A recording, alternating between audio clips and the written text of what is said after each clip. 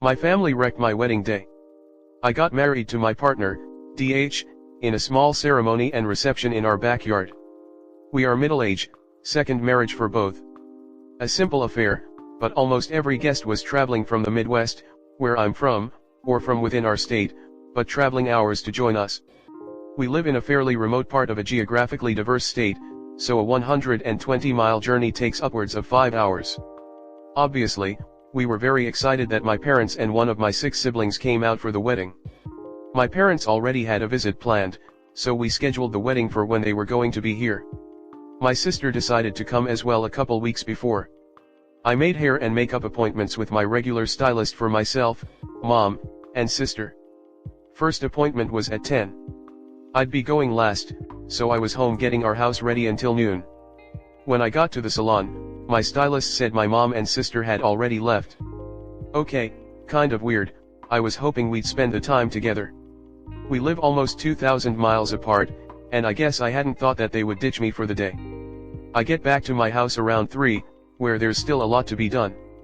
Photographer coming at 4:30. At around 3:30, I'm freaking out trying to get everything ready.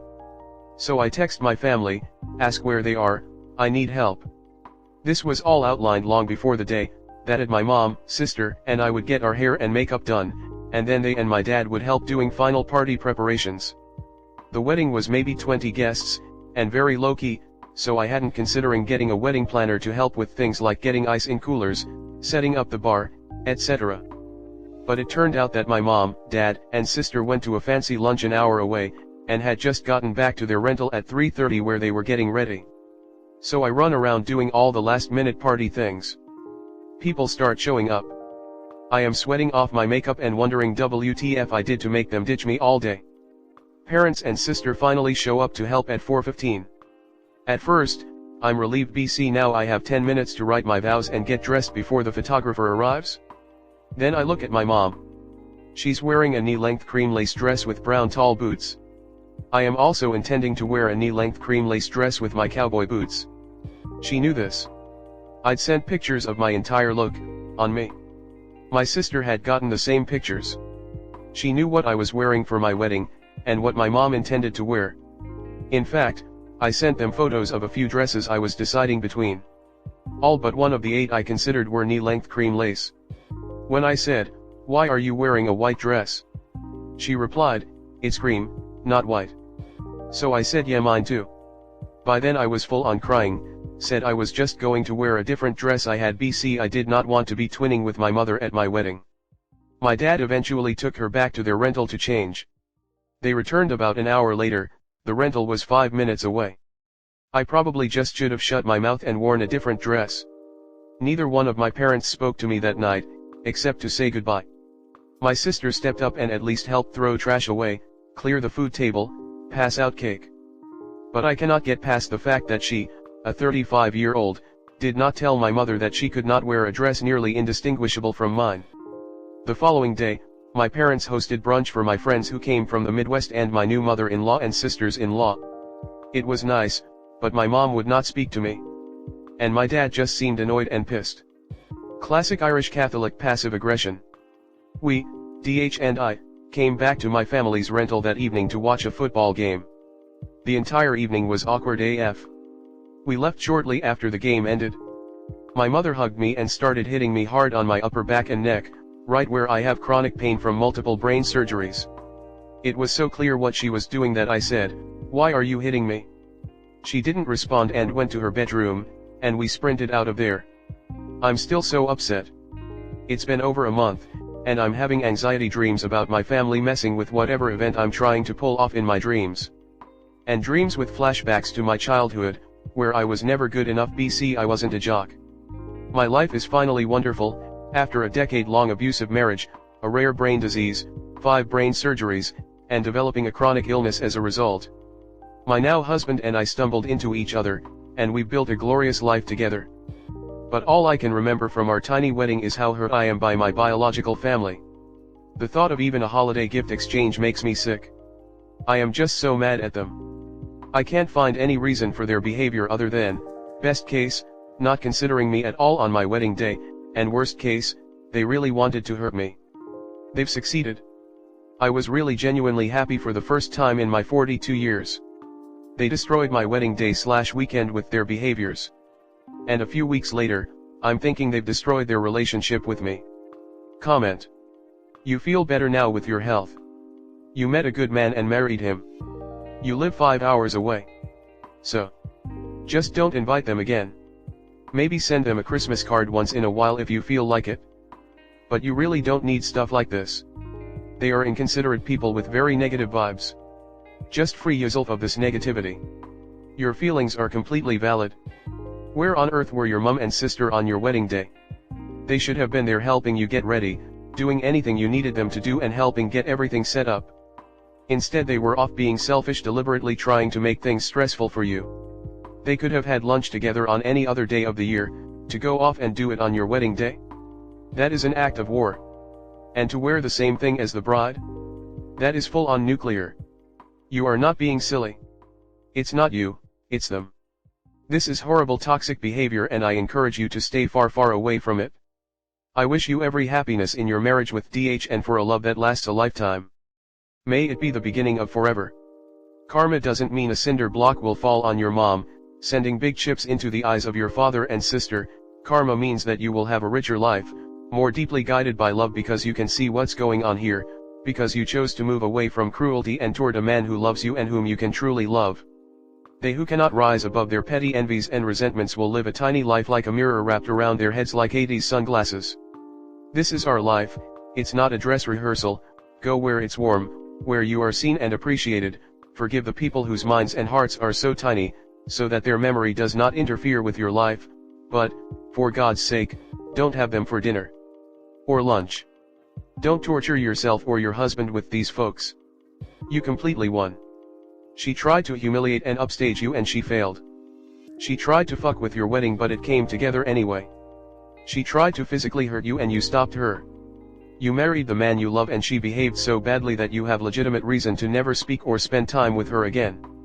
If she pulls any more crap, like bad-mouthing you to other people, you can report her assault to the police. That should shut her up. Things will be good from now on. I'm so happy for you and your new husband. I have a friend who has had multiple surgeries due to Chiari malformation. If anybody hit him on his head/neck/upper back, at all really, they would catch my hands back x10. And I would catch a sentence. I know it's hard to cut off family, but I really think that's what they deserve. Wishing you endless strength and healing. What your family did is beyond gross. Many people will tell you to just move on. But I would advise you to write it all out multiple times. This will give you a chance to express your feelings, acknowledge them, and your family's behavior caused. Consider condensing it down to a one-page letter and eventually emailing or mailing it to your family. Then go and see if they do not take ownership of their shitty behavior and the hurt they caused. If they didn't want to help out, they should have spoken up beforehand so you could have asked others or hired help. As for your mom's attire, that was a deliberate attempt for attention. Has your mom always been an attention seeker? I'm assuming your sister is the favorite. Remember, this comes with a heavy burden too. Often the favorite is a vacuum for the manipulator. They create a projected version of themselves onto the favorite and mold them to the person they desire instead of want them to be who they truly are. I think it's absolutely okay not to forgive your sister for not standing up for you. I just think it might be worth considering why she feels she can't. Maybe you're both trapped in a cycle of horrible, narc abuse by your parents in different ways.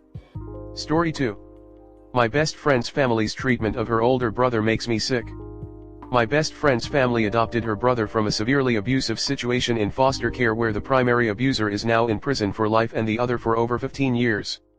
He was 14 when he was adopted through their church. He's now 19 and clearly a normal person, but because of what happened he has always been antisocial and very traumatized, needing special help with most areas of his life. My friend says his main problems are PTSD and dissociation, like at the first sign of stress he just shuts down completely and isn't able to function. Despite everything he is very obviously a good person. He has always been nice to me and cooked for my friend and me a lot and I always felt perfectly safe around him. Well, I slept over my friend's house last weekend. We woke up early to drive to the beach and I saw he was asleep on their deck. I asked her about it and she said he has been doing drugs and if he comes home high or drunk his parents lock the doors and refuse to let him in. It gets cold overnight here, like in the 40s, and he had nothing to keep him warm. I asked if they've considered sending him to rehab, and she said that they sent him to a church program, but he checked himself out the first day. I know he's making bad decisions. But they chose to adopt someone who dealt with unimaginable trauma, and they're dumb if they didn't expect and prepare for the stage in his life. My friend's casual attitude about it is making me feel hate and disgust for her too. He clearly needs a lot more than what he's getting, and he feels like a brother to me too, and I hate to see them just letting him go. I keep having nightmares of him dying and don't feel okay at all. Comment. If he's 19, no one will do anything about it because he's of major age. I would look up resources to help him with rehab, counseling, and housing. That's his only option at this point. It's sad, and he probably doesn't feel as if he has any options. That's the only way I can see him being helped. He has to hit a point where he won't continue to put up with it and is willing to walk out. Maybe just talk to him more without seeming like you're making a thing of it. Like, hey, how's it going? What ya been up to? You ever seen whatever movie? Probably don't ask all those questions in one sitting, lol, just be a good friend to him as well. I feel your pain, I do. Maybe don't be so hard on your friend, though. I had an older sister who was an addict. My parents definitely made not the best decisions about how to take care of her, but at a certain point it was out of everyone's hands. Having an addict in the family is hard. Eventually it becomes the normal, because if you melt down every time they're high, you're essentially always operating in crisis mode. Your friend can't do anything, she's just a kid herself. All she can do is observe and also try to be mentally well. Maybe, but addicts' behavior can be very erratic and unpredictable. You, and possibly your friend, might not be aware of something he did or tried to do while under the influence. Or while he was trying to get back under the influence. Considering you, a non-family member, were sleeping over, your friend's parents might have been extra cautious of letting an intoxicated person inside their home while there were vulnerable, sleeping persons there. You're absolutely correct that it seems your friend's brother needs rehab, but unfortunately, you, and his parents, cannot force someone to do something they don't want to, which includes rehab. You mentioned that he feels like a brother to you and you're having nightmares about him dying. I highly recommend finding yourself a therapist to process this with. You cannot control his parents' actions, nor his, but you can control your own. I wish the both of you peace and safety. I just can't understand this mentality that just because someone is in addiction that they don't deserve to sleep inside in a warm bed. SMH. Has he ever exhibited violent behavior? What the hell is making him sleep outside supposed to accomplish? He needs meaningful addiction treatment, mental health support, and to feel safe. Sorry you're witnessing this, maybe Adult Protective Services can help. AITA, you're a good person for seeing him and caring. The world needs more people like you. They probably didn't realize all the hard work that goes into a child with trauma. He needs therapy if he's open to it.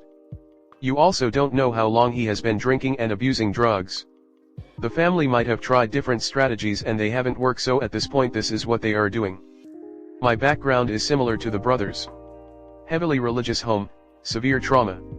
Depending on their religious beliefs, it's possible that his trauma was never addressed. For e.g., I was told my flashbacks were just Satan giving me bad dreams. Whenever I tried to address my early trauma, it didn't matter anymore because I'm now covered in the blood of Jesus and the past is the past. It wasn't until I moved out of home, and was unceremoniously handed paperwork from my adoption that detailed my trauma, that I realized just how bad things were and found ways to get myself into therapy. If their solution for addiction was church camp, they might have just tried to cast his demons out rather than actual therapy, which is its own kind of trauma. I know you didn't ask for advice, but if there are other resources available for mental health support, somewhere else to live, etc., perhaps you could get those to the brother subtly. Thank you for looking out for the brother.